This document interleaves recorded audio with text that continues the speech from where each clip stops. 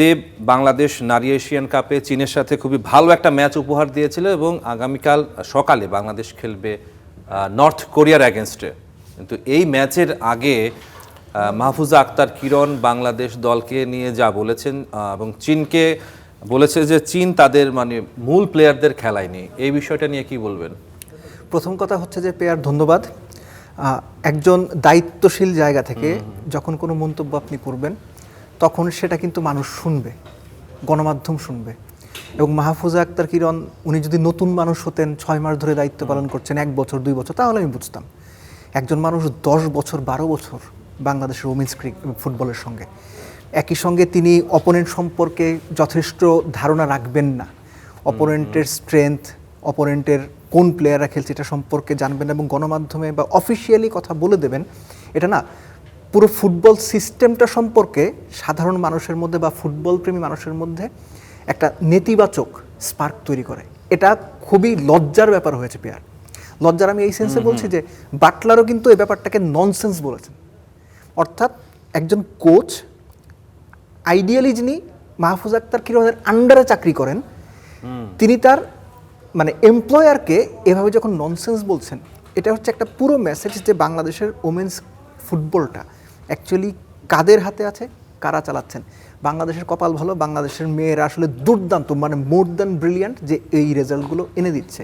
ওদের কতটুকু তারা ফ্যাসিলিটিস পাচ্ছে, logistics, financially, at the same time global লেভেলের যে ধরনের টেকনোলজি আমরা ট্রেনিং মেথডে দেখি, যে ধরনের নাম্বারসগুলো আমরা দেখি, বা আমি ওইদিকে যাচ্ছিই না, বাংলাদেশ এখানে 10-এর মধ্যে 2ও পাবে না, কিন্তু তারপরও এত সীমাবদ্ধতার মধ্যে বাংলাদেশের মেয়েরা যেভাবে রেজাল্টের পাশাপাশি হচ্ছে পেয়ার যে ফাইটিং মেন্টালিটি, যে স্পিরিটেড ফুটবল তারা দেখিয়েছেন, এটা আনবিলিভেবল।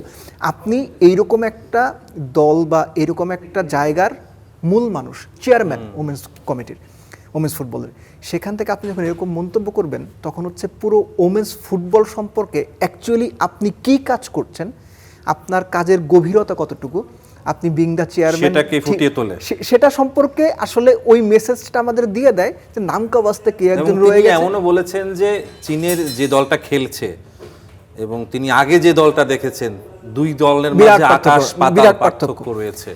হয় কি ওটাই বললাম যে তিনি যে, এবং একই সাথে আমি বলি যে নর্থ কোরিয়ার যে কোচ তিনি বলেছেন বাংলাদেশ চীনের এগেনস্টে যে খেলাটা উপহার দিয়েছে তিনি ভাবেননি যে বাংলাদেশ এত ভালো খেলবে। চীন টপ র্যাঙ্ক টিম, হ্যাঁ, এইটা নিয়ে তো ডাউট করার কোনো সুযোগ নাই। এখন লেটসে ধরেন আপনি ক্রিকেট দিয়ে যদি উদাহরণ দেন যে বাংলাদেশে যদি ভারতের বি টিমটা আসে, that will be equally strong team. So চীনের এটা টপমোস্ট প্লেয়াররা টপমোস্ট টিম হিসেবে খেলছে, বাংলাদেশ ফার্স্ট ম্যাচ হেরে গিয়েছে তারা, কিন্তু একটা মানুষকে আপনি বলতে শুনবেন না বাংলাদেশের পারফরমেন্সে তিনি খুশি হন নাই। সো সেই ডিপার্টমেন্টের চেয়ারম্যান যখন অফিসিয়ালি অপোনেন্ট সম্পর্কে এরকম করে বলেন, এটা আমরা ধরে নিতেই পারি তিনি আসলে কিছু জানেন না। নাকি আমাদের প্লেয়ারদেরকে খাটো করা? না, আমার মনে হয় যে প্লেয়ারদেরকে খাটো করে না, হয় কি যে আপনি যখন কোনো কিছু জানবেন না তখন সেই ব্যাপারে যখন আপনি বলতে যাবেন তখন বেফাস কথা বের হয়ে যাওয়ার সম্ভাবনা খুব বেশি থাকে। আমার মনে হয় যে মাহফুজা আক্তার কিরণের ক্ষেত্রে এই বেফাস কথা বের হওয়াটাই মানে প্রত্যাশিত ছিল। কেননা আপনি ওমেন্স ফুটবলের মূল মানুষ হিসেবে, তাবিতাওয়াল তো সভাপতি, পুরো ফুটবল সিস্টেমটাই তো তার আন্ডারে। সো যখন মহিলা উইংয়ের চেয়ারম্যান, মানে তার কাজের পরিধি, কাজের জায়গা, সেগুলো সম্পর্কে সৎ থাকবেন না, সেগুলো সম্পর্কে যথেষ্ট খোঁজ খবর রাখবেন না এবং সেগুলো সম্পর্কে যথেষ্ট কনভিকশন নিয়ে কাজ করবেন না, তখন আপনি এরকম করেই কথা বলবেন, মানে দিস ইজ এক্সপেক্টেড, কথা বেরিয়ে যাবে তখন। আশিক কি বলবেন এই ব্যাপারে? আচ্ছা দেখেন, একটা ম্যাচ যখন শেষ হলো তার কাজ হবে, মানে মাহফুজা আক্তার কিরণ যিনি নারী উইংয়ের প্রধান, তার কাজ হবে মেয়েদেরকে ইন্সপায়ার করা, আরো বেশি ইন্সপায়ার করা, যে আমার পরবর্তী ম্যাচ কোরিয়ার সাথে তারা র্যাঙ্কিংয়ে 7 নম্বরের দল, একদম আরো ক্লোজ, আরো ভালো দল।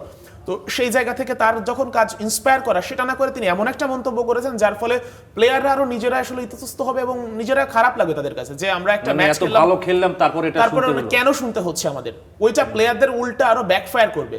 এবং প্লেয়াররা কিন্তু তাকিয়ে থাকে যে আমরা যখন ভালো খেলি বা আমরা যখন ধরেন অফিসে যারা চাকরি করি, ধরেন যে আমি যখন একটা ভালো কাজ করবো আমার বস কি ফিডব্যাক দেয় সেটার অপেক্ষায় আমি থাকবো, কিন্তু সেই ফিডব্যাকটা যখন এমন হয় তখন মেয়েরা আসলে কিন্তু হতাশ হয়ে পড়বে। এবং সেই জায়গা থেকে কোচ কিন্তু দেখেন যে মিলিকে প্রত্যেকটা প্লেয়ারকে আলাদা আলাদাভাবে ইন্সপায়ার করার চেষ্টা করছে চায়না ম্যাচের পর। কিন্তু নারী উইংয়ের প্রধান যেটা বললেন মাহফুজা আক্তার কিরণ, এটা মোটামুটি মেয়েদেরকে যেমন ছোট করা, ঠিক একই সঙ্গে মানে তারা যে মেন্টালিটিটা নিয়ে এগোচ্ছে ওইখানে বড় একটা বাধা তৈরি Right. করা হচ্ছে।